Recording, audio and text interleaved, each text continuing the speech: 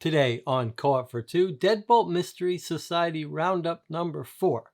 A quick spoiler-free review of 5 more boxes from the Deadbolt Mystery Society. Which would I recommend and which would I skip? Stay tuned to find out. Some preliminaries first.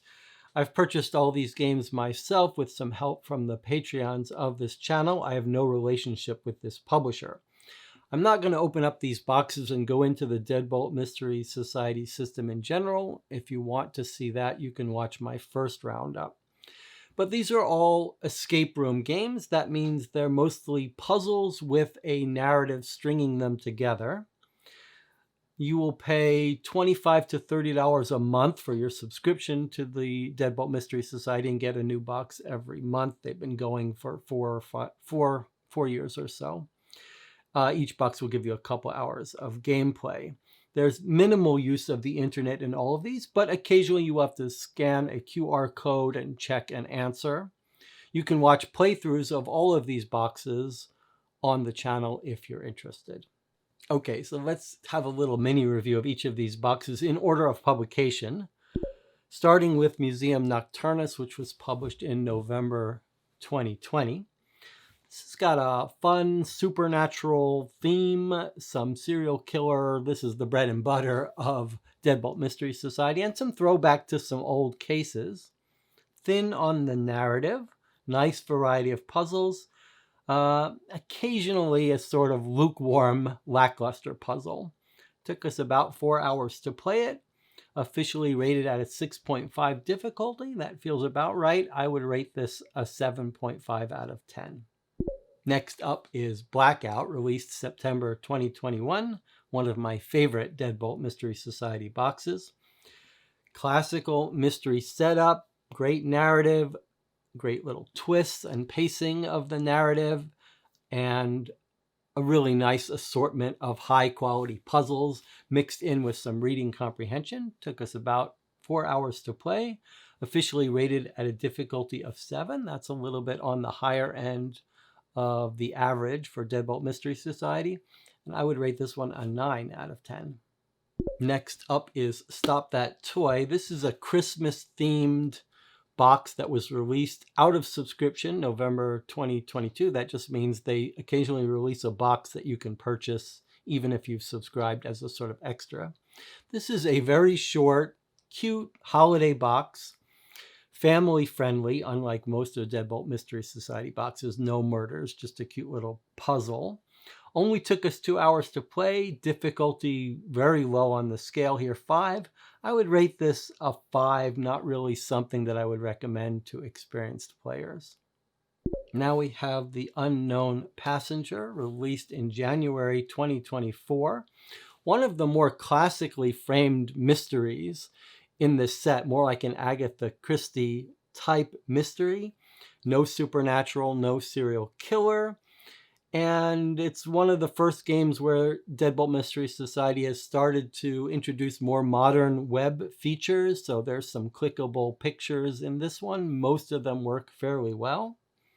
Halfway through this box, I thought this was going to be my favorite box ever. And then things took a wrong turn. We hit a couple puzzles that I found frustrating and felt a little bit unfair and convoluted. So in the end, my rating was actually a 7 of 10. Difficulty is not yet officially rated for this, but I think probably a 6.5 or so, maybe 7. Took us about 4 hours to play through. Lastly, we have The Comic Book Killer, released April 2024. This is, as it looks like, a sort of Comic-Con themed game. A fun theme, different than normal, different kind of story, although involving murder. Very high production quality in this box. And again, continuing the experimenting with web features. Some here that really felt like misses and fluff, unnecessary, but they're still getting their footing with the new online stuff. I did like some of the reading comprehension type puzzles in this box. Took us about 5 hours to play. Again, because it's a new box, it does not have an official difficulty rating. I'd say maybe a 6. And I would rate this, in terms of my personal preference, as maybe a 7 out of 10. Okay, final thoughts here. I think my general opinion about the Deadbolt Mystery Society stands, which is that purchased new at their list price, it's a little hard to justify the cost of each box when you start to get to $30 for a couple hours.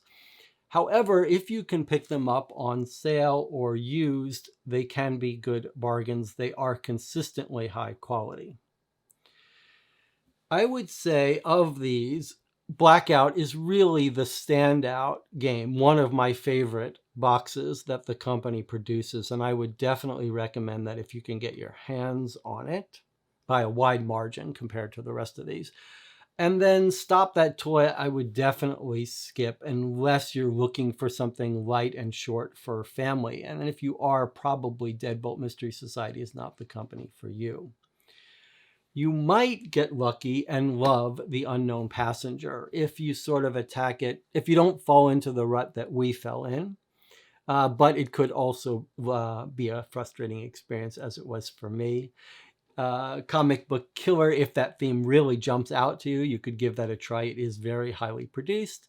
And then if you want your classic Deadbolt Mystery Society supernatural serial killer creepiness, and you've got lots of familiarity with the lore of this series, then Museum Nocturnus might scratch that itch. If you appreciate the content on this channel and want to see more unbiased reviews like this one, I hope you'll subscribe to the channel, give this video a thumbs up, and consider becoming a Patreon supporter and helping us purchase the games we play here. And consider joining us for a playthrough of one of these games. We're working our way through the collection here of Deadbolt Mystery Society boxes, as well as many other games, and I'd love to have you join us.